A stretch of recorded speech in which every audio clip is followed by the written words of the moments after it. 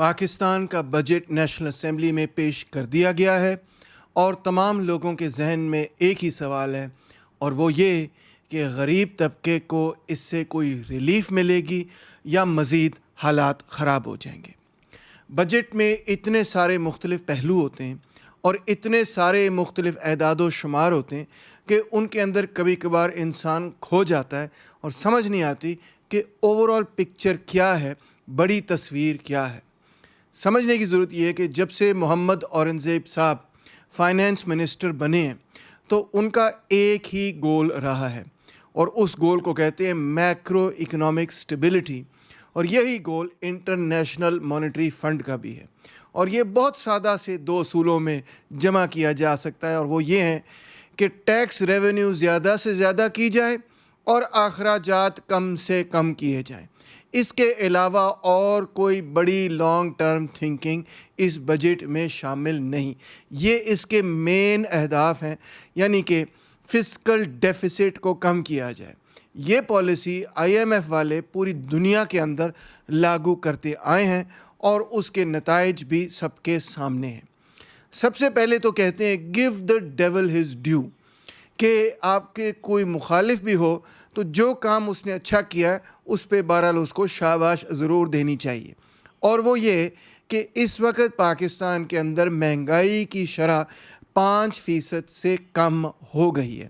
یہ ایک وقت میں 29% تک پہنچی ہوئی تھی، پھر 22-23% پر آئی اور اب 5% سے بھی کم ہو چکی ہے۔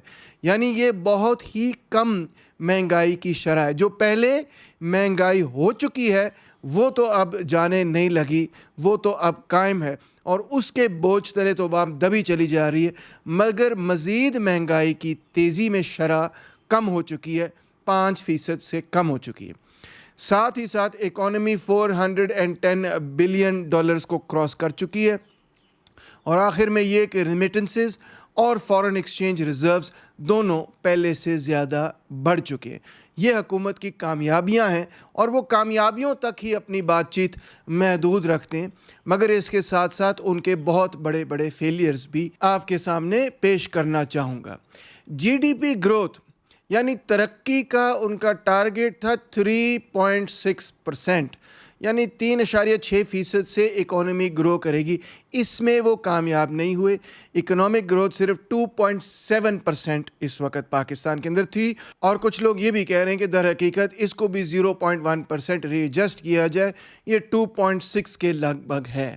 یعنی کہ یہ کوئی بہت تیز گروتھ ریٹ نہیں، جہاں پر ہم تھے وہیں پر ہم کھڑے ہیں، کیونکہ پاکستان کی پاپولیشن بھی 2% سے تقریباً گرو کرتی ہے، تو ریل گروتھ ریٹ کوئی بہت زیادہ نہیں۔ 3 بڑے سیکٹرز کو دیکھ رہے تھے، ایگریکلچر، لارج اسکیل مینوفیکچرنگ اور سروسز۔ ایگریکلچر سے شروع کرتے ہیں، یہاں پہ ٹوٹل گروتھ ریٹ صرف 0.6% تھا۔ ٹارگیٹ یہ تھا کہ 2% سے گرو کرے گا ایگریکلچر، وہ 2% سے بھی گرو نہیں کیا، 0.6% پہ رہا۔ لارج اسکیل مینوفیکچرنگ پچھلے 3 سالوں سے کرائسس میں ہے، ڈکلائن میں ہے، یعنی کہ پاکستان ڈی انڈسٹریلائزیشن کی طرف جا رہا ہے۔ پچھلے سال بھی یہ ٹرینڈ جاری رہا۔ اور سروسز سیکٹر جو کہ 60% جی ڈی پی کا ہو گیا، یہ کوئی اچھی نشانی نہیں ہے۔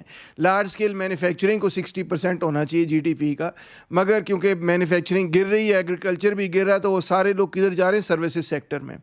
اس میں تقریباً 2.9% گروتھ وہ شو کر رہے ہیں۔ اس میں بھی ٹارگیٹ 4.1% تھا، وہ ٹارگیٹ پورا نہیں ہوا۔ تو تینوں سیکٹر اپنے ٹارگیٹس پہ پورے نہیں اترے۔ مزید حکومت کی کوشش یہ تھی کہ investment to G D P ratio بھی بڑھایا جائے۔ یاد رکھیں کہ جتنی انویسٹمنٹ زیادہ ہوگی اتنی تیزی سے گروتھ ہوگی۔ اس میں تھوڑی سی گروتھ ہوئی، 13.1% پچھلے سال تھا۔ ٹارگیٹ تھا کہ کم سے 14.2% پہ کم سے کم پہنچایا جائے، مگر یہ نہیں ہو سکا۔ ورلڈ بینک کی رپورٹ کے مطابق 45% پاکستانی غربت کی سطح، غربت کی لکیر سے نیچے ہیں۔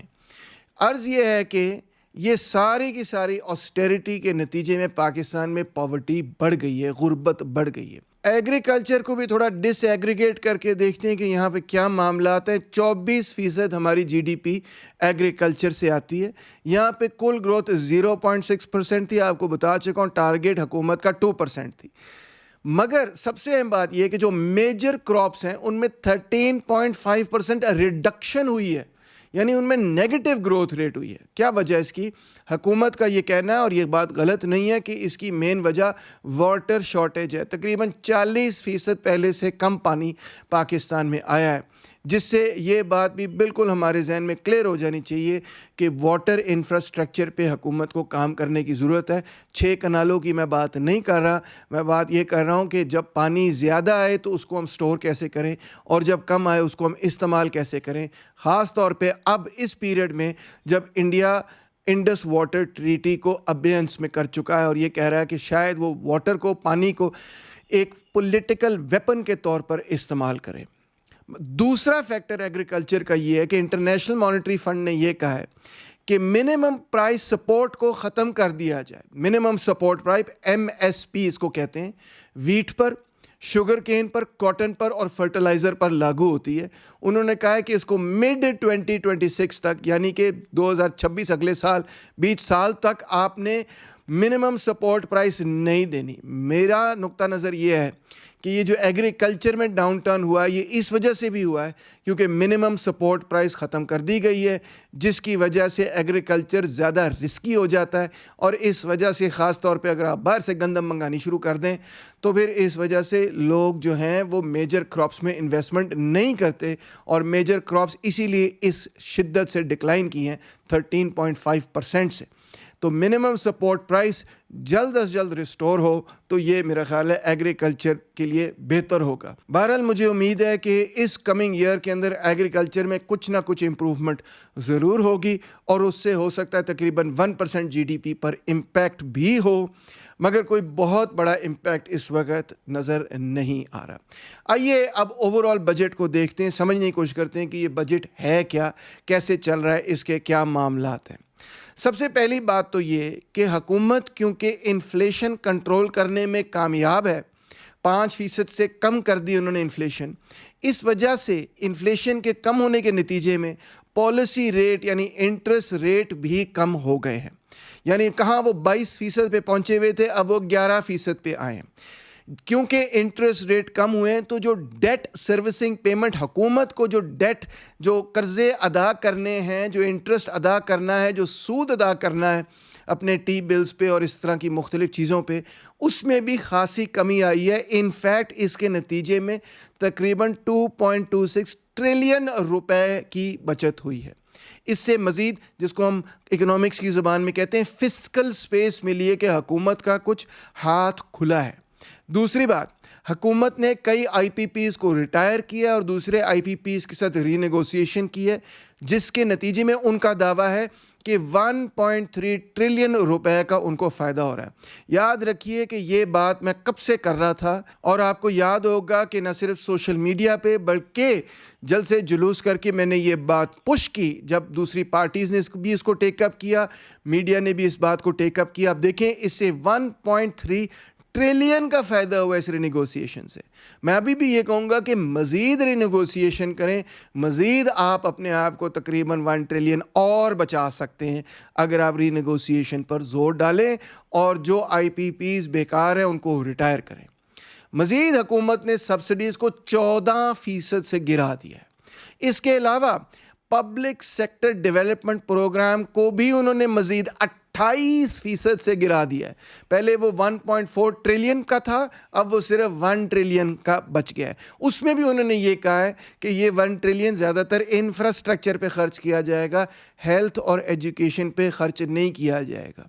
آپ کو دلچسپ بات بتاؤں کہ PSDP کبھی بھی استعمال نہیں ہوتا، کبھی بھی ایگزاسٹ نہیں ہوتا۔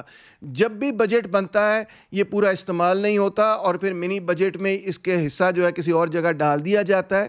پچھلے سال بھی یہ ہوا، اس سے پچھلے سال بھی ہوا، بلکہ 5 سالوں سے PSDP کے ساتھ یہ ایک بہت بڑا کرائسس چل رہا ہے، اور اس کرائسس کو جب تک ٹھیک نہیں کریں گے تو پبلک سیکٹر کی ڈیولپمنٹ نہیں ہوگی، تو اکانومی کے اندر جو سٹیمیلیشن ہے اکانومی کی حکومت کے ذریعے وہ بھی ممکن نہیں ہوگی۔ اب آپ سمجھ سکتے ہیں کہ ان چاروں چیزوں کے اندر کٹوتیاں ہوئی ہیں، یعنی کہ انٹرسٹ پیمنٹ میں تو سب سے بڑی کٹوتی ہوئی، 2.26 ट्रिलियन से हमें बचत हुई, IPPs के हवाले से हमें 1.3 ट्रिलियन से बचत हुई, सब्सिडीज़ को भी 14% कम किया गया है, PSDP को भी 28% कम किया गया है। तो इसके नतीजे में एक्सपेंडिचर्स गिरे हैं, 7% से गिरे हैं। सिर्फ एक एक्सपेंडिचर बढ़ा है और वो मिलिट्री का है, डिफेंस का है, उसको 20% से बढ़ाया गया है, वो 2.55 ट्रिलियन रुपए पे इस वक्त है। दूसरी तरफ टैक्सेस की सूरत हाल देखते हैं कि टैक्सेस को बढ़ा दिया गया है। रेवेन्यू टारगेट अब है 14 ट्रिलियन रुपए, यानी 22% से FBR का रेवेन्यू टारगेट बढ़ा दिया गया है। टैक्स टू GDP रेशियो जो 9% था साल पहले, वो अब 10.8% पे आ चुका है, यानी कि तकरीबन 2% tax to GDP ratio already पिछले साल के अंदर बढ़ चुका है। इतना ज़्यादा लोग टैक्स अदा कर रहे हैं पहले की बनिस्बत। मगर मज़ीद कुछ छोटे मोटे नए टैक्सेस भी इंट्रोड्यूस किए गए हैं FED की शक्ल में। 655 बिलियन के मज़ीद न्यू टैक्सेस भी इंट्रोड्यूस किए गए हैं। बहरहाल कुछ टैक्सेस को कम भी किया गया, मिसाल तौर पे सैलरीड पर्सनस के टैक्सेस को कम किया गया और रियल एस्टेट के टैक्सेस को तो बहुत बड़े पैमाने पर स्लैश कर दिया गया, अगरचे रियल एस्टेट वाले अभी भी खुश नहीं। अगर हम टैक्सेस का तबकाती तजिया करें तो वो बहुत ही दिलचस्प तस्वीर है कि रिटेलर्स यानी ताजर बरादरी ने 26 बिलियन रुपए के टैक्स अदा किए। कॉरपोरेट सेक्टर जो सबसे अमीर तरीन सरमायादार हैं, उन्होंने 117 बिलियन के टैक्स अदा किए। उसके बाद जो छोटे सरमायादार हैं, जो नॉन कॉरपोरेट सेक्टर है, उसने 166 बिलियन रुपीस का टैक्स अदा किया है। और सबसे ज़्यादा टैक्स अदा किया है तो तनख्वाहदार तबके ने, जिसको हम सैलरीड क्लास कहते हैं, उन्होंने 400 बिलियन रुपए का टैक्स अदा किया। ह्यूज अमाउंट उन्होंने टैक्स अदा किए। इनफैक्ट सैलरी तबका वो तबका है जो कि तनख्वाह लेता है, और तनख्वाह लेने वाले तबके को ही कार्ल मार्क्स ने प्रोलेटेरियन बोला था, चाहे वो ऑफिस में काम करते हों या फैक्ट्रियों के अंदर काम करते हों। दर हकीकत वो तमाम लोग प्रोलेटेरियन होते हैं। अंदाज़ा करें, पाकिस्तान के प्रोलेटेरियंस ने रिटेलर्स की बनिस्बत 1420% ज़्यादा टैक्स अदा किया है। रिटेलर्स ने तो टैक्स अदा ही नहीं किया, और सबसे ज़्यादा शोर भी आजकल सिर्फ रिटेलर्स ही मचाते रहते हैं कि हाय हम पे टैक्स लगा दिया, हाय हम पे टैक्स लगा दिया। सबसे कम टैक्स रिटेलर्स ने दिया, फिर उसके बाद बड़े सरमायादारों ने, फिर छोटे सरमायादारों ने ज़्यादा टैक्स दिया, और सबसे ज़्यादा टैक्स प्रोलेटेरिएट्स और सैलरीड लोगों ने दिया। तो जो जितना गरीब है उतना ज़्यादा टैक्स इस मुल्क के अंदर अदा करता है। ये सबक है इस पूरे तज्जिए का। अमीर तबका टैक्स से किस तरह बचत कर लेता है, किस तरह बच जाता है, उसकी वजह ये टैक्स एग्जेम्पशंस की। हुकूमत ने टैक्स एग्जेम्पशंस के रिकॉर्ड कायम कर दिए। जनाब आली, टैक्स एग्जेम्पशंस इस वक्त ₹5.84 ट्रिलियन पे खड़ी हुई है। जी हाँ, लास्ट ईयर ये 3.8 ट्रिलियन पे थी, तकरीबन 3.9 ट्रिलियन। इस साल ये 5.84 ट्रिलियन पे है, 51% इंक्रीज। ये एग्जेम्पशंस अक्सर रॉ मटेरियल्स पे होती हैं, सेमी फिनिश्ड प्रोडक्ट्स पे होती हैं, और इनका मकसद ये है कि जो एक्सपोर्ट ओरिएंटेड इंडस्ट्रीज़ हैं उनको टैक्स एग्जेम्पशंस दी जाएँ रॉ मटेरियल्स पे, सेमी फिनिश्ड प्रोडक्ट्स पे, ताकि एक्सपोर्ट्स ज़्यादा से ज़्यादा बढ़ें। और यही वजह है कि इतने सारे टैक्स एग्जेम्पशंस लेने के नतीजे में ये तबका दर हकीकत सैलरीड क्लास से कम टैक्स अदा करता है। अब देखते हैं कि इतने सारे टैक्स अदा करने के नतीजे में और अखराजात कम करने के नतीजे में फिस्कल डेफिसिट के साथ क्या हुआ है। पिछली एक दिहाई में ये जो फिस्कल डेफिसिट बजट किया गया, ये सबसे कम है। पिछले 9 महीने में फिस्कल डेफिसिट सिर्फ 2.4% ऑफ GDP आ गया। अगर एनुअल देखें तो ये 5.5% है, यानी 9 महीने से अगर 12 महीने कर लें। हुकूमत की अभी भी कोशिश है कि ये 4.8% पे आ जाए, मज़ीद आगे गिरे, और ये तभी गिरेगा कि जब हायर टैक्स रेवेन्यू होगी। और ये गिरा इस वजह से है पिछले साल, क्योंकि सैलरी तबके ने, प्रोलेटेरिएट तबके ने खूब टैक्स अदा किया है। क्या करें बेचारे, उनके पास चॉइस ही कोई नहीं, वो हेड सोर्स डिडक्ट हो जाता है। तो फिस्कल डेफिसिट तो बड़ा मसला नहीं, मगर डेट टू GDP रेशियो इस वक्त 80% है।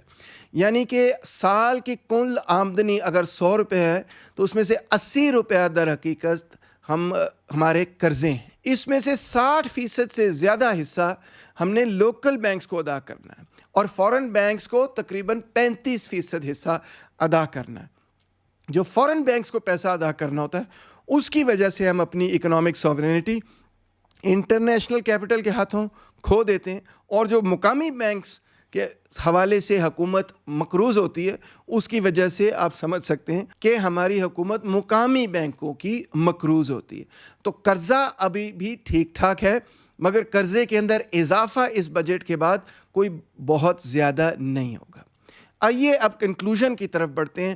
موٹا موٹا حساب کیا ہے؟ سر آپ کیا کہنے کی کوشش کر رہے ہیں، ذرا یہ سمجھائیں۔ میں جو کہنے کی کوشش کر رہا ہوں وہ یہ ہے کہ کل اخراجات 7% سے کم کر دیے گئے ہیں، سبسڈیز کو 14% سے کم کیا ہے، پی ایس ڈی پی کو 28% سے کم کیا ہے، آئی پی پیز کے حوالے سے بھی رینیگوسیشن کر کے پیسے بچائے گئے ہیں، اور سب سے بڑی بات یہ ہے کہ ڈیٹ ریسروسنگ میں 2 ٹریلین سے زیادہ روپے کی ہمیں بچت ہوئی ہے۔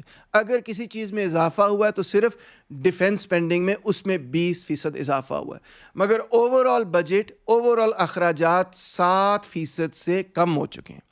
دوسری طرف، دوسری جانب ٹیکس کلیکشن 22% سے بڑھ گیا ہے۔ اخراجات اس ہاتھ کو دیکھیں 7% سے کم، اور ٹیکسز 22% سے بڑھ گئے، تو ان دونوں کے درمیان جو سپیس ہے جس کو ہم فسکل ڈیفیسٹ کہتے ہیں اس کو کم کرنے کی کوشش کی گئی ہے۔ یہ ہے بنیادی طور پہ بجٹ کے سب سے اہم اعداد و شمار، فگرز، جن کو سمجھنے کی ضرورت ہے۔ اس سے یہی ثابت ہوتا ہے کہ یہ ایک آسٹیرٹی بجٹ ہے، ایک گروتھ بجٹ نہیں ہے۔ اس کا مقصد یہ نہیں ہے کہ ایگریگیٹ ڈیمانڈ کو سٹیمولیٹ کیا جائے، پبلک سیکٹر کو گرو کیا جائے، پبلک سیکٹر کو گرو کرنے کے نتیجے میں اکانومی کو گرو کیا جائے، ناٹ ایٹ آل۔ اس کا مقصد وہی ہے، اخراجات کم کریں، ٹیکسز زیادہ سے زیادہ کریں، پبلک کے پاس بھی سپینڈنگ پاور کم ہوگی، اخراجات بھی حکومت پہلے سے کم کر رہی ہوگی، ایگریگیٹ ڈیمانڈ اس سے گرے گی، بڑھے گی نہیں۔ تو یہ گروتھ اورینٹیڈ بجٹ نہیں ہے، یہ اسی قسم کا بجٹ ہے جو پچھلے سال متعارف کیا گیا تھا، آسٹیرٹی بجٹ۔ میکرو اکنامک سٹیبلٹی ہونی چاہیے، فسکل ڈیفیسٹ کم سے کم ہونا چاہیے، یہ اس کا مین گول ہے، اور یہ سب کچھ آئی ایم ایف کی ڈکٹیشن کے آبویسلی نتیجے میں ہے۔ اب معاملہ یہ ہے کہ اس قسم کے بجٹ کے اعتبار سے حکومت نے جو ٹارگٹ سیٹ کیا ہے، جو فورکاسٹ کی ہے کہ ہم 4.2% سے گرو کرنا چاہتے ہیں، پچھلے سال وہ 3.67% سے بھی گرو نہیں کر سکے، وہ 2.67% پہ تھے۔ اگلے سال وہ کہتے ہیں ہم 4.2% پہ گرو کریں گے، مگر اس بجٹ کے ساتھ یہ ممکن نہیں، جس کے اندر اخراجات کم ہو رہے ہیں اور ٹیکسز بڑھ رہے ہوں۔ تو سٹرس پیریبس لیٹن زبان کا ایک فکرہ ہے، all other things being constant، کیونکہ اکانومی میں بہت سارے فیکٹرز ہوتے ہیں۔ ہو سکتا ہے کہ ایک دم سے ایکسپورٹس بڑھ جائیں، گلوبل اکانومی اوپر چلی جائے، نیچے آ جائے، ایگریکلچر میں پانی کا کرائسس ہو جائے، یا پانی اچھا آ جائے، موسم ٹھیک ہو جائے، تو اس کی وجہ سے ہو سکتا ہے کہ گروتھ ہو سکتا ہے کہ چیزیں نیچے کی طرف جائیں۔ ان کو اگر ہم ایک طرف رکھ دیں اور صرف بجٹ کو دیکھیں تو یہ گروتھ اورینٹڈ بجٹ نہیں ہے، اور میرے اوپینین میں یہ جو ٹارگٹ طے کیا گیا ہے 4.2% کا، یا فورکاسٹ کی گئی ہے کہ ہم 4.2% سے گرو کریں گے، اس بجٹ کے نتیجے میں ایسا میرے اوپینین میں نہیں ہونے والا۔ اس کا مطلب یہ ہے کہ آپ کو جس چیز سے اویئر ہونا ہے وہ یہ نہیں ہے کہ مہنگائی بہت زیادہ ہو جائے گی، کیونکہ مہنگائی تو کافی حد تک جو ہونی تھی وہ ہو گئی، اب کنٹرول میں ہے۔ مزید مہنگائی اس بجٹ کے ساتھ اگر یہی بجٹ رہا اور اسی طرح سے سلسلہ رہا تو مہنگائی مزید آگے نہیں ہوگی۔ دیکھنے کی ضرورت یہ ہے کہ ان ایمپلائمنٹ بہرحال ملک کے اندر جاری رہے گی۔ آفیشیل ڈیٹا ہمیں یہ بتاتا ہے کہ اس وقت 6.2% ان ایمپلائمنٹ ملک کے اندر موجود ہے، اور خاص طور پہ ینگ لوگوں میں ان ایمپلائمنٹ بہت زیادہ ہے۔ یہی وجہ ہے کہ وہ اب ملک چھوڑ کے باہر جا رہے ہیں۔ وہ لوگ جو کہ اپنے دماغ سے کام کرتے ہیں، برین ڈرین بھی جاری ہے۔ وہ لوگ جو جسمانی محنت کرتے ہیں، برون سے کام کرتے ہیں، برون ڈرین بھی جاری ہے۔ تقریباً 1 ملین بندہ ملک چھوڑ کے جا رہا ہے، پروڈکٹیو ورکر ملک چھوڑ کے جا رہا ہے، کیونکہ یہاں پہ گروتھ نہیں ہے، کیونکہ یہاں پہ ملازمتیں نہیں مل رہی، کیونکہ یہاں پر جابز نہیں مل رہے۔ اس بجٹ کے ساتھ مجھے یہی نظر آ رہا ہے کہ کوئی بہت بڑی گروتھ نہیں ہونے جا رہی، امپلائمنٹ کے ڈیٹا میں بھی کوئی بہت بڑی امپروومنٹ نہیں ہونے جا رہی۔ جو لوگ امپلائڈ ہیں وہ بھی بنیادی طور پہ انڈر امپلائڈ ہیں، ان کی ہو سکتا ہے ایجوکیشن زیادہ اور ان کو تنخواہ اس ایجوکیشن کے حساب سے کم مل رہی ہے، اور یہی وجہ ہے کہ لوگ ملک چھوڑ کے جانا بہتر سمجھتے ہیں۔ بہرحال جی، یہ تھا آپ کے سامنے پاکستان کا موجودہ بجٹ۔ یہ گروتھ اورینٹڈ بجٹ نہیں ہے، یہ آسٹیرٹی اورینٹڈ بجٹ ہے۔ اس کا مقصد یہی ہے کہ انفلیشن کو کنٹرول کیا جائے، فسکل ڈیفیسٹ کو کنٹرول کیا جائے، اور اس میں کوئی بہت تیزی سے ترقی ممکن نہیں ہے۔ بہت شکریہ۔